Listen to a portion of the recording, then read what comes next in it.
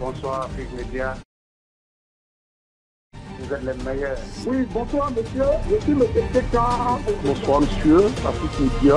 Je vous remercie pour tout ce que vous faites pour l'avenir de l'Afrique. Vous êtes la seule chaîne qui est libre dans le monde. Allô? Bonsoir Afrique Média. Vous êtes les meilleurs. Oui, bonsoir monsieur, je suis le secrétaire. Bonsoir monsieur, Afrique Média. Je vous remercie pour tout ce que vous faites pour l'avenir de l'Afrique. Vous êtes la seule chaîne qui est libre dans le monde. Les experts de l'ONU accablant les forces armées centrafricaines et leurs alliés russes sur des présumées exactions commises sur la population civile dans le cadre de la reconquête des zones occupées jadis par les groupes armés. Le ministre de la Justice, de la Promotion des droits de l'homme et de la bonne gouvernance, garde des Sceaux, Arnaud Djoubaï Abazen, a rendu le samedi 2 octobre dernier le rapport préliminaire demandé par la Commission nationale d'enquête mise en place. Et bien, un rapport préliminaire sur lequel Éric Didier Tambo s'est prononcé. Et de ce qui se dit sur certaines ondes est étonné, le procureur général près la cour d'appel de Bangui et président de la Commission nationale de cette enquête répond que les résultats, ou plutôt le résultat de la dite enquête n'est encore pas public et qu'il faut laisser du temps à la commission de poursuivre son travail et que les langues se taisent tout simplement. Une façon de mettre fin à des rumeurs et des informations. Eh bien, comment comprendre ces positions presque contradictoires des autorités centrafricaines? Quelle lecture faites-vous de ce rapport onusien qui incrimine les FACA et leurs alliés russes? En attendant les conclusions de cette contre-enquête, que pensez-vous de l'action des Russes en RCA? À qui profitent finalement toutes ces accusations? On en parle dans quelques instants. Allô? Bonsoir Afrique Média. Vous êtes les meilleurs. Oui, bonsoir monsieur, je suis le secrétaire. Bonsoir monsieur, Afrique Média. Je vous remercie pour tout ce que vous faites pour l'avenir de l'Afrique. Vous êtes la seule chaîne qui est libre dans le monde. La récréation est terminée. Afrique Média veut libérer les nations, la seule chaîne libre dans le monde. C'est vous, téléspectateurs d'Afrique Média, qui le dites sans cesse et cela nous honore. Bonsoir l'Afrique et bonsoir le monde. Bienvenue mesdames et messieurs à cette autre édition d'Appel sur le continent. L'émission des téléspectateurs ici.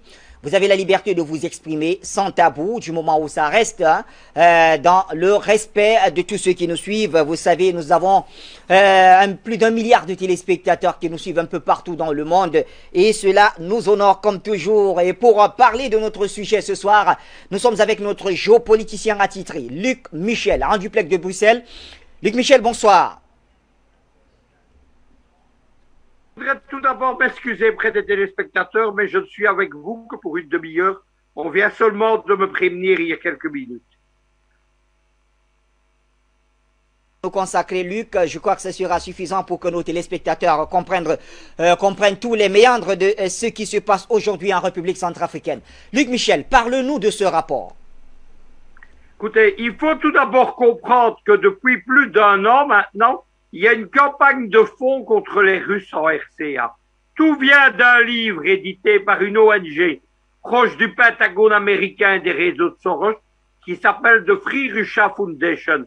Ils ont publié un livre qui s'appelle The Company UKIP, les opérations d'influence d'Eugénie Prigozhin en Afrique. Eugénie Prigozhin, c'est un ami de Poutine. C'est dans ce livre qu'on invente le groupe Wagner. Il n'y a pas de groupe Wagner. En Centrafrique, par exemple, c'est un groupe, une firme de sécurité russe qui s'appelle Sewa Security.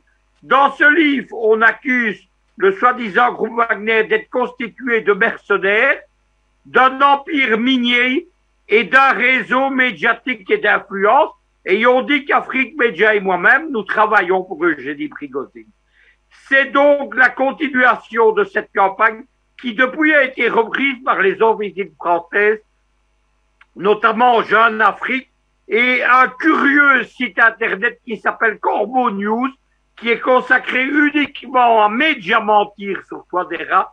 Ils ont été tellement loin qu'ils sont interdits en Centrafrique et ils se diffusent depuis Paris, tout est dit. Corbeau News a donc manipulé l'information sur ce rapport. Ce rapport, il a été fait par une commission d'enquête que Touadéra, qui n'a rien à cacher, a voulu faire en réponse à cette campagne. Précisons clairement qu'il y a 97% de cas qui concernent les groupes rebelles, Anti-Balaka, Seleka et compagnie. Ce sont des cas documentés. Qu'est-ce qu'on appelle un cas documenté? C'est un cas qui va être transmis à la justice parce qu'il y a des témoignages, des preuves, des évidences. Et il y a 3% de plaintes non documentées qui concernent les FACA et les Russes. Je précise tout de suite, pas uniquement les Russes, mais les FACA. Il y a actuellement des partisans des ONG de droits de l'homme, en particulier sur les plateaux d'Afrique Média, qui viennent défendre ce rapport et qui accablent les FACA et les Russes. Je n'ai pas caché que je trouve cela scandaleux. Nous sommes une télévision panafricaniste et notre rôle, c'est de soutenir les présidents panafricanistes et les armées panafricaines. Je soutiens moi personnellement les FACA comme je soutiens l'armée camerounaise depuis de nombreuses années.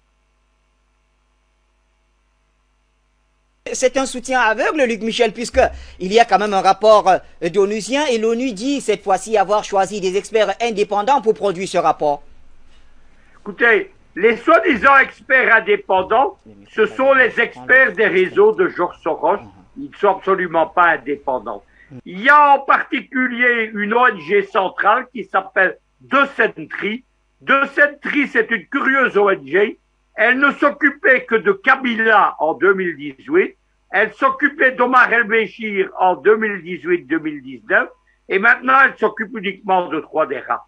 On a dit de Decentry que c'était la CPI privée de Georges Soros.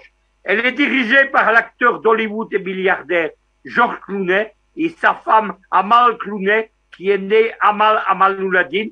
C'est une avocate internationale introduite à la CPI à l'ONU. Et pour la petite histoire, vous allez comprendre tout de suite qui sont ces gens. Amal Nouladine, c'est la nièce de Ziad Takeddine, donc le triste personnage du dossier de financement libyen de Sarkozy.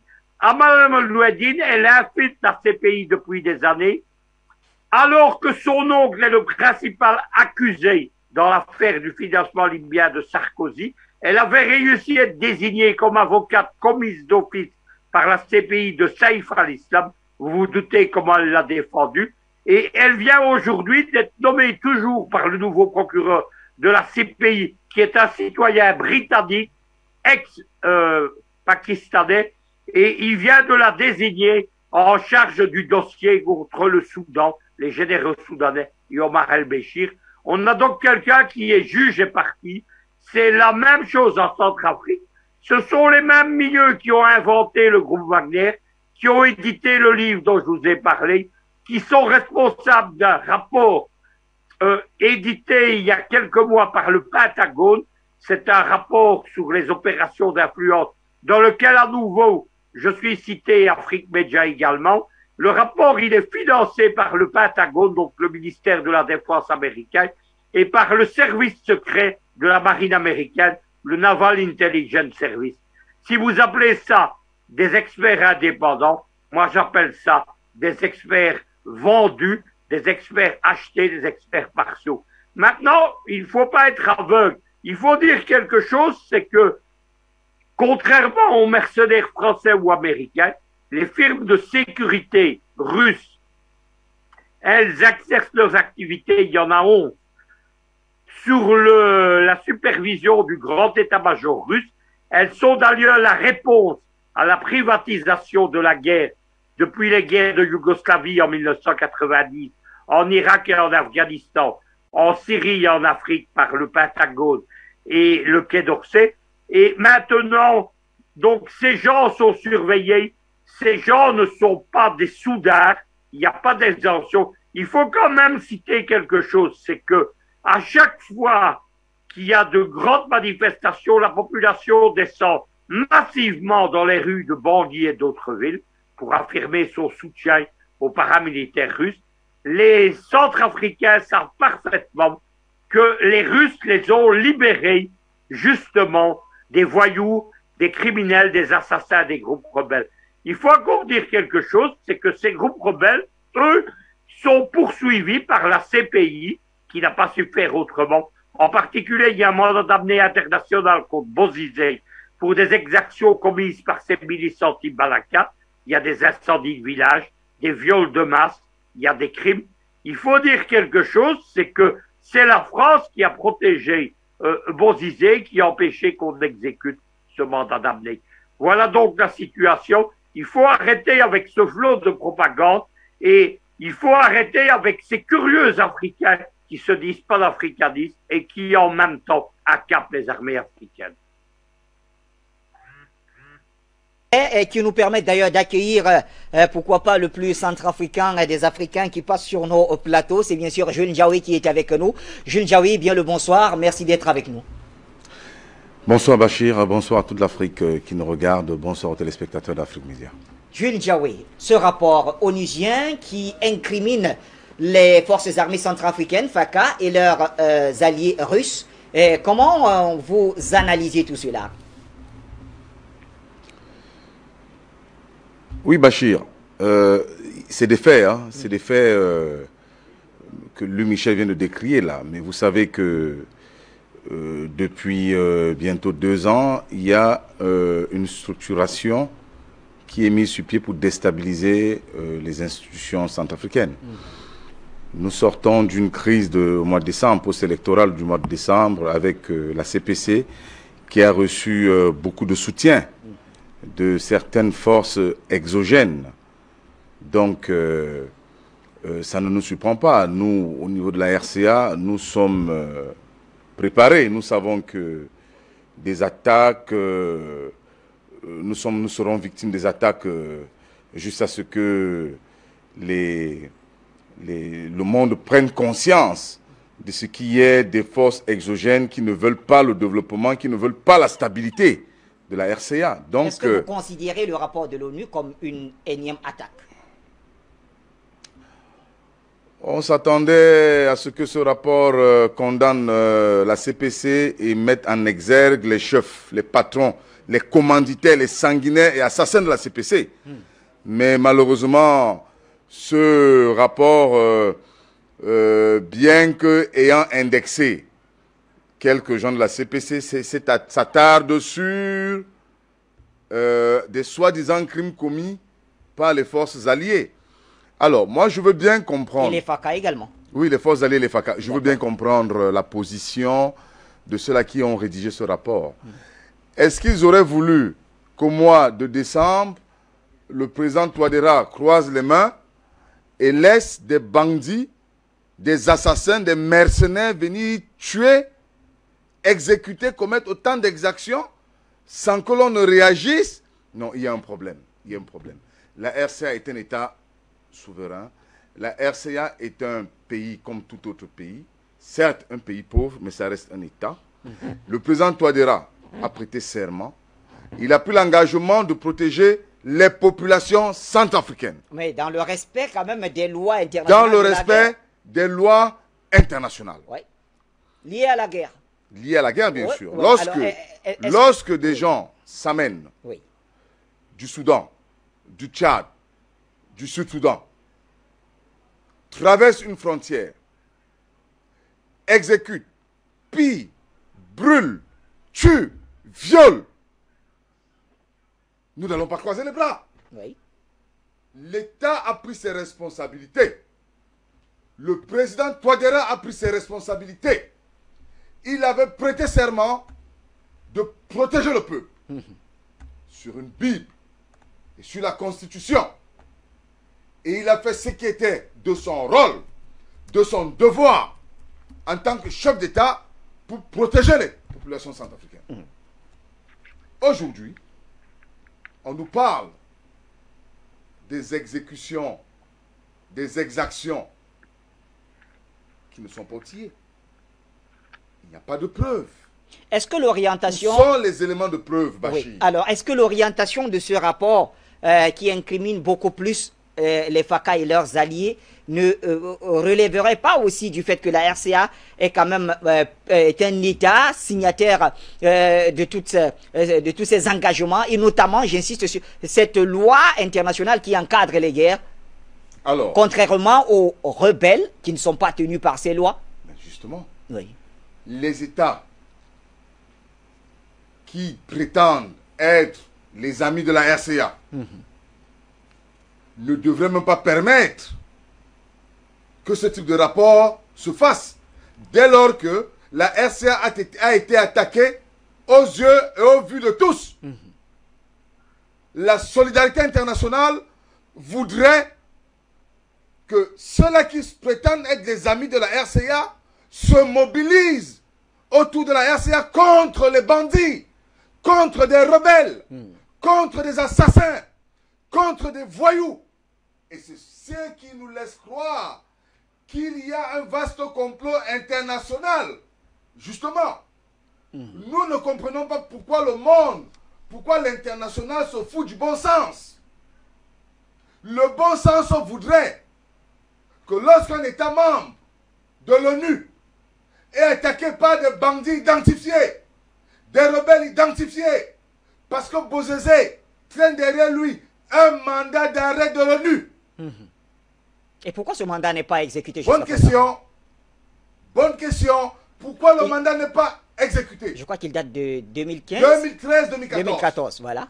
Ce mandat n'est toujours pas exécuté. Alors que l'ONU détient tous les moyens pour arrêter Bozizé. Et c'est pour cela que nous, les populations africaines, nous pensons que l'ONU ne joue pas franc jeu. On commence à se poser des questions. Lorsque les forces, les alliés russes et rwandais sont arrivés en RCA au mois de janvier, vous avez vu ce qu'était, ce que devenait le pays. Le pays était attaqué de partout. Même la MINUSCA a été, la MINUSCA qui est une force onusienne, est montée au front. Elle a vu la difficulté, les difficultés rencontrées sur le terrain. Sous la direction de Mankardiaï. Elle a même demandé des compléments d'effectifs. Mais les procédures étant aussi longues, dans le cadre bilatéral, le président Touadéra s'est organisé les procédures étant aussi longues dans le cadre multilatéral, le président Touadéra s'est organisé dans le cadre bilatéral à mettre sur pied des outils qui allaient prêter main forte à la MINUSCA.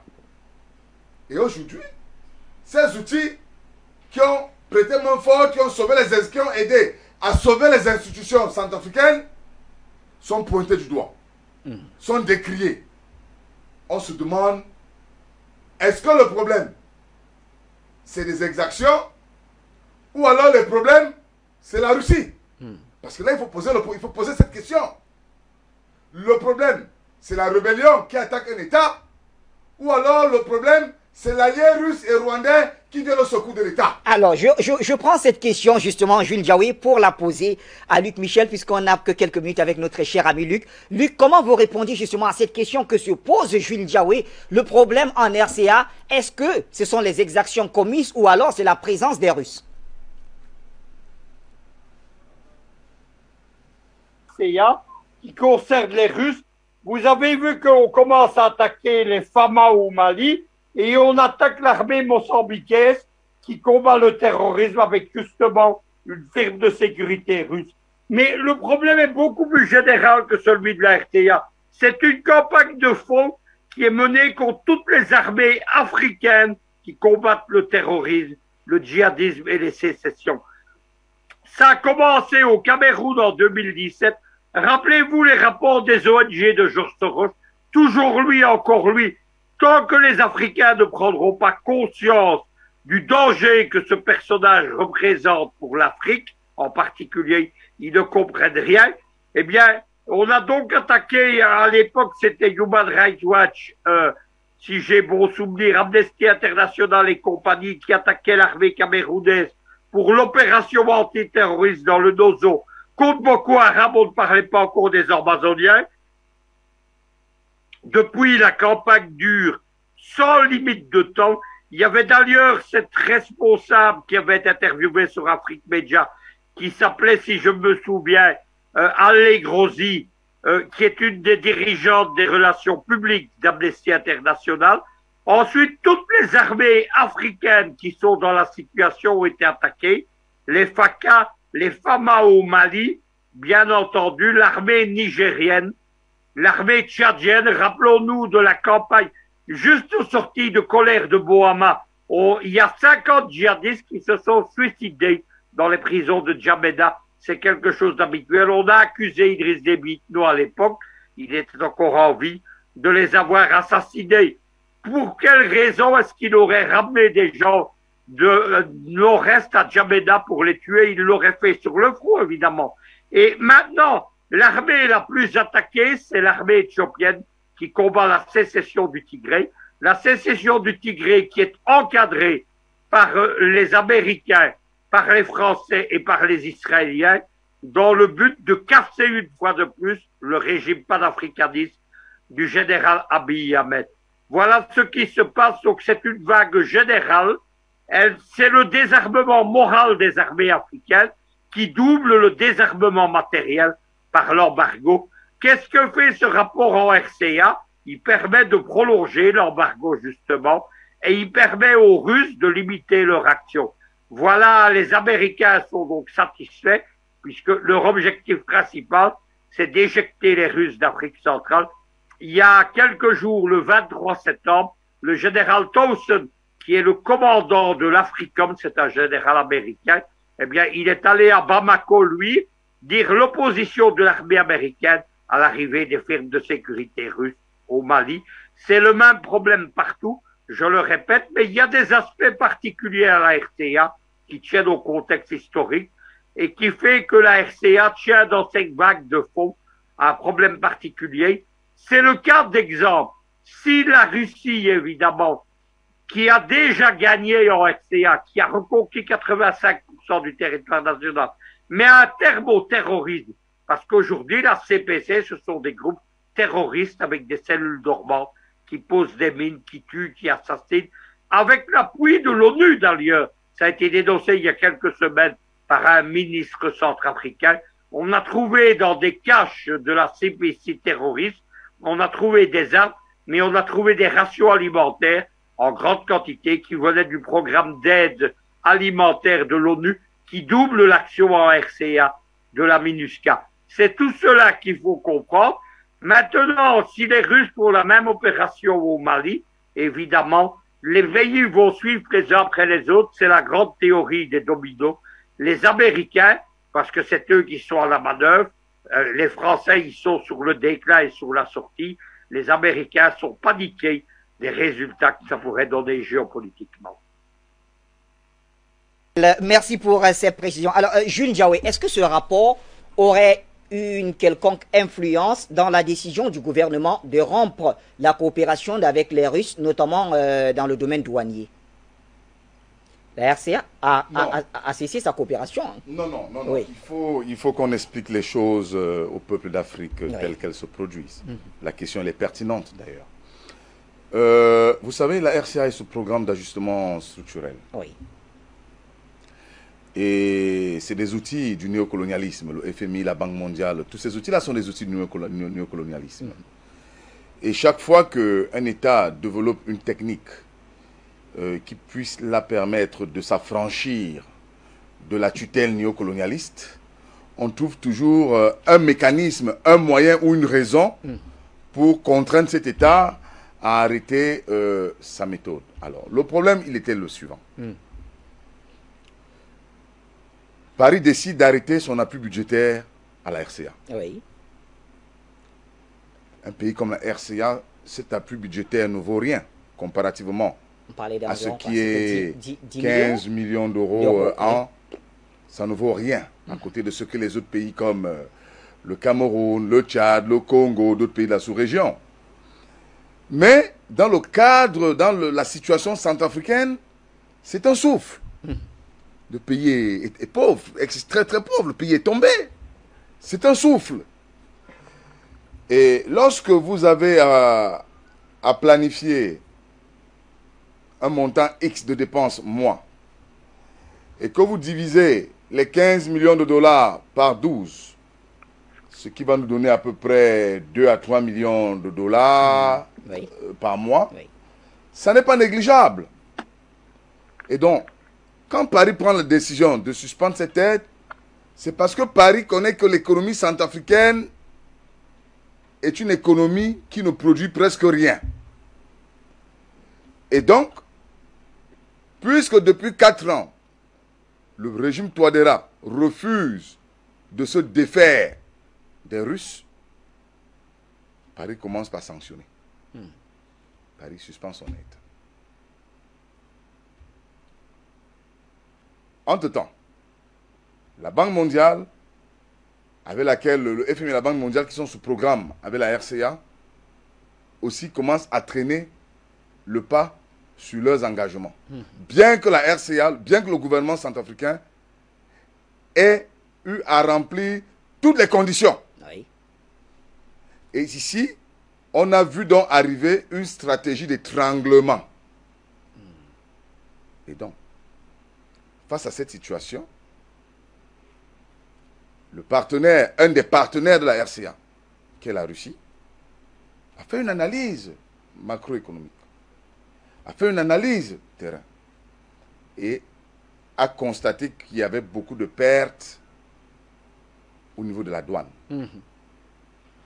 Ils ont donc proposé des solutions au gouvernement pour rehausser les recettes de la douane. Oui. Afin de faire face aux obligations régaliennes de l'État. Et donc, l'État a donc dit, ok, la proposition est belle, mais il faut nous aider à implémenter cette proposition. Alors, il y a 3 mois d'essai. C'est de là donc qu'est venu les 3 mois d'essai.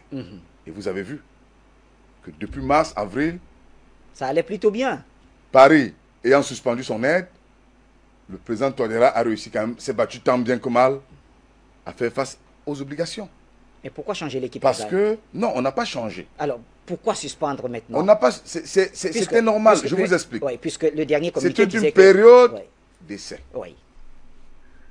Vous savez, nous ne voulons plus de l'assistanat permanent. Nous sommes panafricanistes. Aujourd'hui, 60 ans après les indépendances, nous avons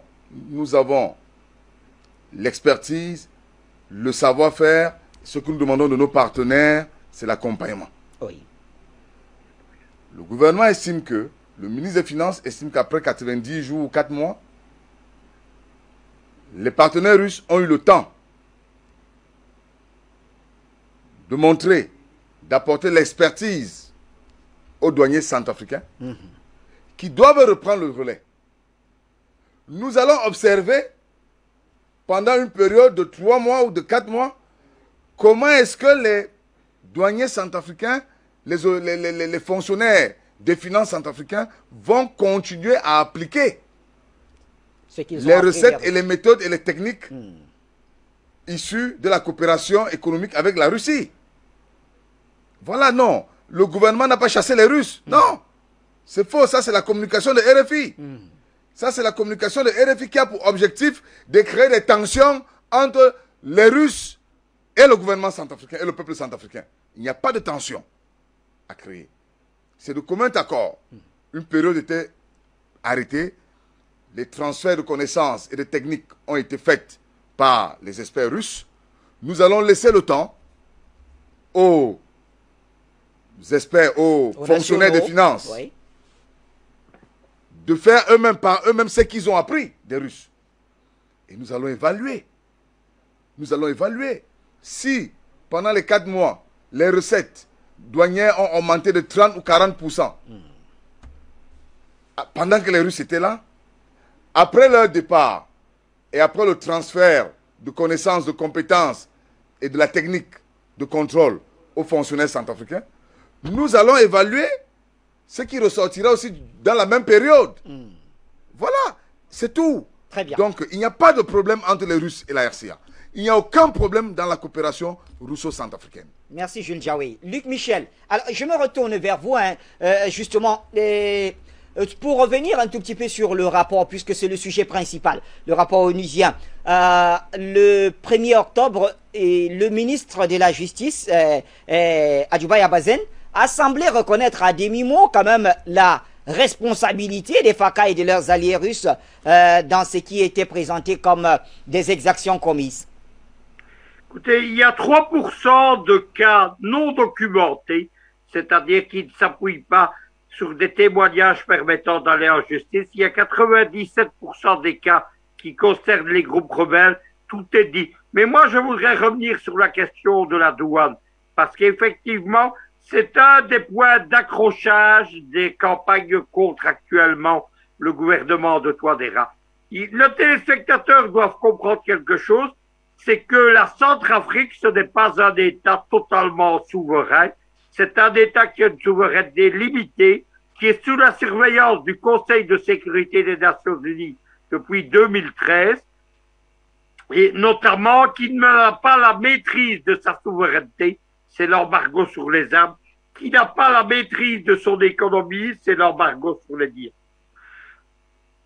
Les Russes se sont aperçus qu'on asphyxiait, Jules Jaoué l'a bien expliqué, qu'on asphyxiait le gouvernement de Touadéra. Qu'est-ce que les Russes ont fait? Ils ont fait deux choses impardonnables. Tout d'abord, ils ont ramené de l'argent au gouvernement central. Vous savez que les premiers jours, on avait déjà ramené 30 milliards de francs CFA. C'est une somme gigantesque. La deuxième chose, c'est que les Russes, avec les Rwandais et les FACA, ils ont rétabli la circulation économique sur les actes Djamena Bangui et sur les actes Douala Bangui. Et troisièmement, ils ont mis un terme au trafic de la MINUSCA elle-même. Vous devez savoir que la MINUSCA a mis au point en Centrafrique un véritable réseau de marchés noirs. Il y a la même chose au Congo, il y a la même chose au Mali, il y a la même chose en Europe, au Kosovo et en Bosnie. C'est ça les casques bleus. Jusque-là, les marchandises non taxées, elles entraient à Bangui sous couvert des convois de l'ONU qui se comportent comme en terrain conquis, comme la véritable puissance tutélaire du pays. Eh bien, les Russes, quand ils ont pris en partie les douanes, ils n'ont pas hésité à stopper les convois de l'ONU et au grand scandale des fonctionnaires de l'ONU, ils les ont fouillés et ils ont mis à terme les trajets. Voilà ce qu'on leur reproche. Il faut comprendre quelque chose, c'est que avant tout, la MINUSCA, ce n'est même pas une question de domination néocoloniale. C'est une affaire de fric roi. C'est un budget de plus d'1 milliard de dollars par an. Il y a des dizaines et des dizaines de firmes de sécurité, notamment le fameux Guignolo, qui travaillait pour la MINUSCA. Vous vous rappelez ce mercenaire français. Il y a des dizaines d'ONG, il y a des médecins, il y a des journalistes. Tous ces gens vivent du budget de la MINUSCA. Ces gens-là, à partir du moment où on arrête les trafics, ils voient de l'argent être perdu. C'est cela qu'on n'a pas pardonné à Touadéra. Et moi, je vous cache pas, bon, ça embête peut-être mon ami Jules Jaoué, mais il y a eu effectivement des pressions. Et il n'est pas possible à Touadéra de dire non à toutes les pressions. Je reviens à vous, quelques secondes, le temps de donner la parole à nos téléspectateurs, Jules Jaoué, et rassurez-vous. C'est donc Hilaire, il nous appelle depuis la ville de Bafoussam, il est en attente depuis quelques minutes. Hilaire, bonsoir, vous avez la parole, cher ami.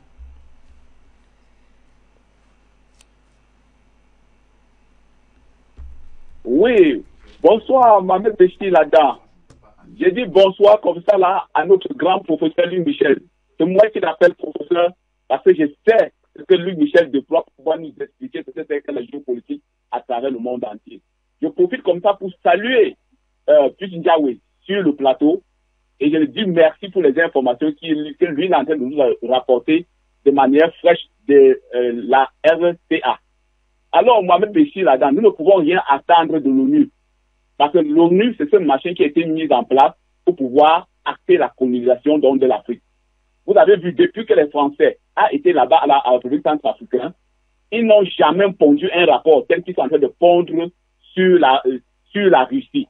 Or, le problème qui est en train de nuire, c'est que la Russie a posé les pieds où il ne fallait pas poser. Ils sont en train donc de nuire à l'ONU, à la France, aux Allemands et aux Anglais, et tous ceux qui font le bloc de l'OTAN. C'est ça, c'est le problème de la Russie, la présence de la Russie qui est en train donc de nuire à l'ONU. Puisque l'ONU est en train donc, puisque la Russie est donc en train de gâter leur tapoka, comme on dit souvent au quartier. C'est ça donc le véritable problème qui est en train donc de se poser. dire qu'on peut attendre. Ce n'est qu'ils ne vont que faire cela. Ils ne peuvent pas aller à l'encontre, puisqu'ils sont en train de vouloir faire que la France puisse revenir en République centrafricaine. Mais Dieu grand merci, avec la présence russe, je pense que cela ne peut plus donc se faire. Et nous allons donc saluer la présence russe en République centrafricaine et partout d'ailleurs où ils vont poser le pied. Je pense que grâce à la Russie que la République centrafricaine est ne serait-ce qu'en train de pouvoir respirer, avoir ne serait-ce qu'un tout petit bouffée de l'oxygène. Et c'est vraiment salutaire. Et je pense aussi que le peuple centrafricain doit y jouer beaucoup. Il doit supporter le régime qui est en place. Ils doivent supporter le régime du président Touadéra. Nous sommes d'autant fiers. Ils doivent même sortir dans la rue. Pourquoi ne pas jeter la tomate lors du passage de ces véhicules de l'ONU là? Parce que eux, ils ne sont pas là pour le bien du peuple centrafricain, mais ils sont plutôt là en train de chercher comment ils vont faire pour pouvoir ramener la République centrafricaine dans le chaos. Le problème, c'est là le problème. Or, vous voyez Bozizé qui est là, le mandat d'arrêt qui est lancé sur Bozizé depuis fort longtemps, on n'a jamais exécuté cela. Mais pour peu que la République centrafricaine essaie de trouver ce petit bouffée d'oxygène, alors voilà l'ONU qui est en train de courir à leur trousse. Alors je pense que c'est la Russie qui est en train de leur créer ce problème-là. Ce n'est pas parce qu'ils veulent mettre la paix là-bas en République centrafricaine, non. Vraiment, il est temps que les Africains puissent comprendre qu'eux doivent se lever pour réclamer leur souveraineté face à ce machin qu'on appelle l'ONU là. Je pense à un moment donné, il faut défaire cette ONU-là. Il faudrait, pourquoi même pas, pourquoi tous ces pays-là, africains, ne peuvent pas sortir de cette histoire qu'on appelle l'ONU. Parce que leur problème, c'est de détruire l'Afrique, c'est d'exploiter les ressources africaines. C'est ça le problème de l'ONU. Ils ne sont pas là pour le peuple africain. D'ailleurs, ils l'ont si bien dit. Ils veulent l'Afrique sans les Africains. Et vous pensez qu'on nous pouvons compter sur l'ONU? Non. L'heure est venue qu'il faut que les Africains puissent comprendre qu'ils doivent réclamer leur souveraineté. Et j'en appelle ici à la population centrafricaine de se lever tous et être derrière Touadéra pour qu'on sorte leur pays de 7 ans d'années de guerre qu'eux ont subi. Donc je dis vraiment ce sur quoi Mohamed Béchir là-dedans, je dis merci à Free Média, le monde c'est nous. Comme vous le dites, très cher Hilaire, depuis la ville de Bafoussam au Cameroun. Nous restons au téléphone avec un autre appelant. D'accord, je vois Madame Yao qui essaye de nous... Madame Sissi de la Côte d'Ivoire qui essaye de nous joindre. On va y arriver. Jules Jaoué, tout à l'heure, vous vouliez prendre la parole juste après Luc Michel. Non, je voulais simplement dire à Luc Michel que le fait que les Russes aient mis les pieds dans les plats ne devrait pas passer par perte et profit. Soyez-en sûrs que le président Touadéra, quand il décide de faire appel à l'expertise russe en matière économique et financière, il savait que des forces exogènes allaient se liguer contre lui. Donc, c'est pas ça, c'est pas la crainte. Ça ne fait plus peur. Vous savez, le peuple centrafricain a tellement subi des humiliations, vit sous le seuil de pauvreté, l'un des seuils les plus bas. Donc, en fait, le peuple a atteint la résilience. Donc, je suis désolé, hein, tout ce qu'on trame comme stratégie contre la RCA, là, ça ne va aboutir à rien. Les gens n'ont plus peur de mourir en Centrafrique. Le Centrafricain n'a plus peur de mourir. Depuis la nuit des temps, vous avez des familles de 10, 15 qui ont perdu 13, 14 personnes. Donc, un gars, un monsieur, un enfant qui a vu 13 membres de sa famille assassinés par les rebelles, les groupes armés depuis 15 ans et qui ne vit ça depuis que ça depuis qu'il est né, croyez-moi, c'est un monstre. Donc, aujourd'hui, le peuple centrafricain est résilient. Oui. Le peuple est résilient. Vous avez vu au mois de décembre, malgré les canons, les grenades, les bombes de la CPC, le peuple est sorti et est allé voter. Le peuple est allé voter. Nous avons atteint un niveau où l'être humain affronte la machine, l'arme. Les hommes affrontent les armes, les chars, les mains nues. Donc il faut comprendre que ceux qui planifient le chaos arrêtent. Parce que ça ne va profiter à personne. Et les populations sont préparées. Elles ne vivent que dans le chaos depuis. Le chaos, tout ça ne leur dit plus rien. vous perdez votre temps. Les chers amis, les forces exogènes en concubinage incestueux avec les forces endogènes perdent leur temps. Le peuple est résolu à poursuivre sa marche vers l'avant. Le peuple a décidé de soutenir un homme qui s'appelle Faustin Archange Touadéra. Le peuple est derrière le président Touadéra à fond. Le peuple est derrière les institutions à fond. Toutes ces manigances ne vont aboutir à rien. Les forces endogènes sont neutralisées. Elles sont neutralisables. Elles sont minoritaires. C'est un message que j'envoie à ceux du gouvernement Touadéra qui pensent pouvoir comploter avec les forces exogènes pour déstabiliser les institutions, pour tuer le peuple. Vous perdez votre temps. Le peuple vous a à l'œil. La jeunesse centrafricaine vous a à l'œil. Nous avons la liste. Nous connaissons tous ces ministres, tous ces directeurs généraux qui coopèrent avec les forces exogènes contre les intérêts du peuple. Vous allez être traduit au tribunal de l'histoire. Le peuple va vous sanctionner. Ça, c'est un message que je tenais à passer aux forces endogènes. Aux forces endogènes, comme le ministre Dubaï Abazen, qui s'est permis, au mépris de la déontologie et de la solidarité gouvernementale, qui s'est permis de communiquer sur ce rapport sans en avoir donné copie au Premier ministre, chef de gouvernement, Henri-Marie Dondra, sans en avoir donné copie au président, chef de l'État, Faustin Archange Touadéra. Il a pris sur lui de faire une communication que RFI relaie aujourd'hui pour déstabiliser les relations entre la RCA et la Russie. Et donc, à ce type de personnes, je vais leur dire que le peuple est vigilant. En tant que ministre de la Justice, est-ce qu'il n'a pas ce droit? Il est quand même le garant de la justice, je veux dire, c'est son portefeuille. Alors, vous posez la bonne question. Un rapport d'enquête. Oui. Pendant qu'il y a une commission d'enquête qui a été mise sur pied. D'ailleurs, vous avez vu la sortie du procureur Tambo, Oui. qui recadre les choses. Qui recadre les choses. Vous voyez, le procureur Tambo a dit ce que le ministre aurait dû dire. Alors, je reviens à vous. Je vais vous prendre à ce niveau-là. Il y a quelqu'un au bout du fil. Il nous appelle depuis Paris et j'ai oublié le nom malheureusement. Je crois qu'il est toujours en ligne. Allô, bonsoir. Aboubacar, donc, il nous appelle de France. Aboubacar, bonsoir.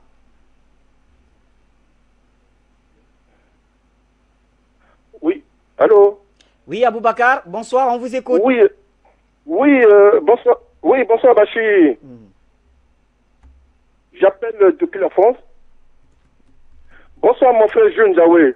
C'est ton frère Kimira Aboubacar. Je pense que j'étais écrit, mais jusque-là, tu ne m'as pas encore répondu, Jeune Jaoué. Bon, au vu de tes interventions, ça m'a rassuré par rapport à ce que je t'avais demandé dans l'écrit. Je suis très content, parce que ces derniers temps, je suis très inquiet, mon frère Jules Ndaoué, par rapport à ce qui se passe en Centrafrique. Et comme je ne cesse de le dire, parce que pendant le gouvernement de président, de ex-premier ministre Ngeg Bada, on a vu le but du tunnel, parce que les rebelles ont été presque massacrés. La Centrafrique a eu la paix et ce gouvernement a été changé. Et ce n'était pas le bon moment. Mais voilà, aujourd'hui, on a commencé à passer par là que les rebelles commencent à voir comment les gens, comme tout le monde, le cas de Gombaré. Ça m'a fait trop mal. Et ce que je déplore dans un premier temps, quand il y a eu, au point de Grimbada, quand il y a eu des crimes dans certaines provinces, aussitôt le gouvernement réagissait. Mais le gouvernement actuel, on ne l'entend même pas. Comme ce gouvernement n'existe pas. C'est ce qui est dommage. Bon, je reviens sur le cas de Beloko, quand les Russes ont été envoyés à Beloko. Très content. La preuve en est qu'on a vu les recettes que la Centrafrique a changées. Et savez-vous que, c'est vrai, aujourd'hui, on Mais sachez une chose que nous-mêmes, les Centrafricains, nous n'aimons pas notre pays. Pourquoi je dis ça? Par rapport à l'histoire des années. Quand les Russes ont commencé vraiment à faire, c'est eux qui se plaignent parce que on a coupé sur les pieds tout ce qui les recettes qu'ils voulaient. Déjà, ça prouve déjà nous-mêmes notre méchanceté, nous les Centrafricains. Ça devait nous faire plaisir de nous donner le coup de main. Ce qui n'est pas le cas. Bon, bref, comme vous venez de mon frère Julien Taoué, voilà, bon, c'était un transfert de compétences. On va attendre voir. Et ce que je veux dire aujourd'hui, je vois pourquoi, sachez une chose, M. Djunjaoué, parce que vous êtes conseiller de M. Touadéra, le temps urge. Le temps urge. On n'a pas le temps, ça, tout le monde, il va lui rester 4 ans. Les relations avec les Russes sont déjà là. Sans les Russes, je pense qu'on n'a pas parlé de Touadéra, c'est fini. Mais les Russes sont là, sont des affaires. Il faut mettre les Français là, il faut les chasser du territoire centrafricain. Tant qu'ils seront là, ils ne peuvent jamais pardonner ça à Touadéra. Pour eux, c'est comme une humiliation que Touadéra leur a infligée. Profitons de la présence des Russes et chasser les Français. S'ils ne comprennent pas, ils passent à une étape supérieure. Le Mali qui est venu de la Centrafrique, qui a coupé sur la Centrafrique, le Mali est en train de faire du bon boulot pour finir avec les Français. Et pourtant, c'est nous qui étions les premiers à prendre cette. Donc, continuons cette voie et chasser les Français qu'on n'en parle plus. Donc, voilà ce que j'ai à vous dire, mon frère Julien Taoué. Merci pour ton intervention, ça m'a rassuré. Je vous souhaite bonne soirée. Aboubacar, depuis la France, un autre appelant. Monsieur Andiki, bonsoir.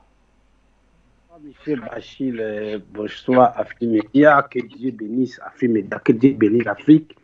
Et je dis bonsoir à notre grand frère qui est au plateau avec vous. Moi, je voulais poser une question comme un simple citoyen. Le rôle des Unions africaines, ça sert à quoi? Parce que quand moi je regarde, ça ne sert à rien.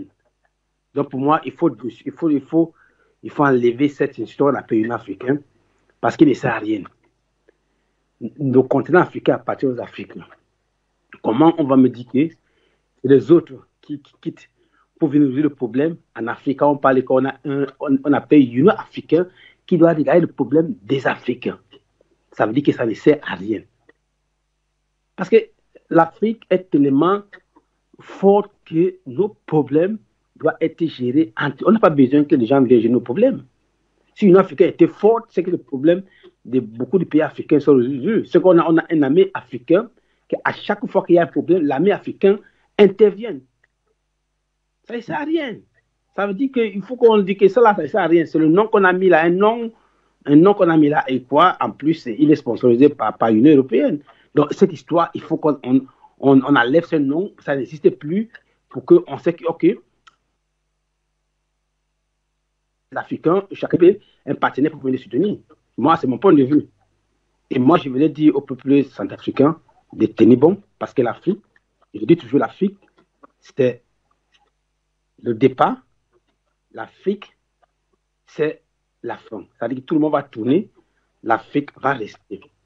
Tout ce qui se passe en Afrique, là, c'est le pouvoir qui a été donné en Afrique. Et ce pouvoir, on doit arracher ce pouvoir. L'Afrique était forte hier. Et l'Afrique revient forte aujourd'hui. On doit arracher le pouvoir. Le peuple africain doit arracher ça avec force. Parce que si on dort sur notre lit, on ne peut jamais arracher notre indépendance, notre souveraineté, notre force. Donc, je vais dire courage à mes frères centrafricains, courage à Afrimédia et courage au peuple africain. Que Dieu vous bénisse. Merci à vous, très cher Andiki. Nous avons un autre appelant. Madame Aminata, bonsoir.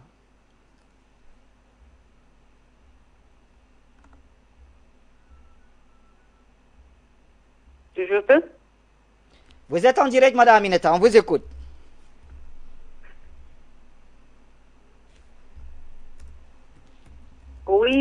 bonsoir. Bonsoir Bachir, bonsoir Gilles. Et je salue aussi notre Majesté d'Afrique Média, Luc Michel. Oui, bonsoir.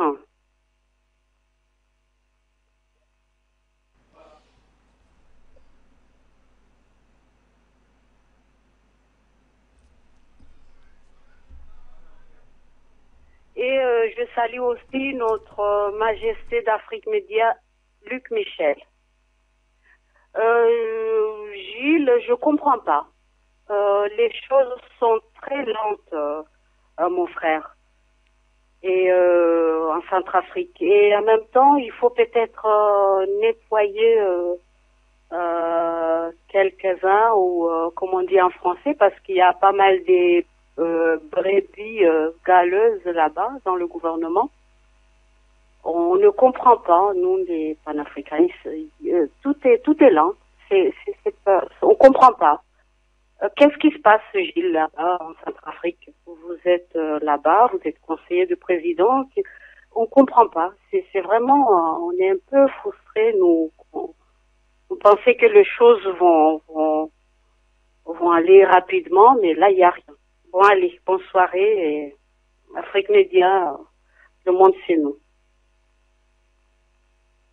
Amina, pour l'appel. Et vous l'avez dit, Afrique Média, le monde, c'est nous. Alors, avant de retourner au standard, je vais rapidement aller vers Luc Michel. J'espère qu'il est encore là pour, pourquoi pas, peut-être une dernière prise de parole avant de nous quitter. Lui qui a un autre programme sur d'autres médias également. Luc Michel, alors, globalement, ma question serait de savoir à qui profitent finalement toutes ces attaques contre le gouvernement centrafricain, pour ne pas dire l'État centrafricain? Il y a deux aspects. Il faut tout d'abord constater que en Afrique se déroule donc une guerre entre le bloc américano-occidental, dirigé par les Américains, et le bloc de l'Est, les Russes, mais aussi les Iraniens maintenant, depuis 18 mois environ. Cette guerre médiatique, tous les coups sont permis. C'est pour ça qu'elle a été lancée par les États-Unis, les ONG de George Soros, les soi-disant experts de l'ONU, etc. Le but, c'est de désarmer moralement les Russes et les FACA, et de justifier le maintien des deux embargos, l'embargo sur les diamants, le processus de Kimberley, et l'embargo sur les armes. Il faut savoir que la Centrafrique, c'est le pays du diamant. On interdit l'ONU à l'État centrafricain de vendre ces diamants. Ceux-ci sont volés, détournés. Ils sont vendus par divers canaux au marché noir avec la complicité du gouvernement belge à Anvers en Belgique, le grand port qui est la place mondiale de la vente du diamant. Mais il y a un aspect purement français. La France, elle a perdu la guerre du Sahel, elle a perdu la guerre de Libye, elle est en pleine chute. Mais nous sommes à 6 mois de la présidentielle. Macron doit expliquer qu'il a réussi, qu'il n'a pas perdu. Madame Florence Parly doit expliquer qu'elle est une bonne ministre des Armées. Et Monsieur Le Drian, un bon ministre des Affaires étrangères. À partir de ce moment-là, évidemment, il faut faire porter, comme on dit, le chapeau aux Russes. Aujourd'hui, pour les Français, je dis bien uniquement pour les Français, les Russes sont le diable, les Russes sont le démon incarné, les Russes sont responsables de tous les échecs de la France. C'est pas l'armée française qui, en 8 ans, n'a pas été capable de nettoyer le pays, mais au contraire a fait prospérer les groupes armés et les terroristes au Mali. Ce sont les Russes qui sont arrivés très tardivement en Afrique, en Centrafrique depuis janvier 2018, au Mali depuis quelques jours. Eh bien, c'est eux qui sont responsables de tout. Voilà ce qu'on doit comprendre. C'est pour ça qu'il ne faut pas accorder le moindre crédit à toute cette propagande. Moi, je la suis depuis des mois. Je peux vous faire sa généalogie. Et c'est pour ça que je suis choqué quand il y a des Africains sous prétexte des droits de l'homme qui accablent une armée africaine.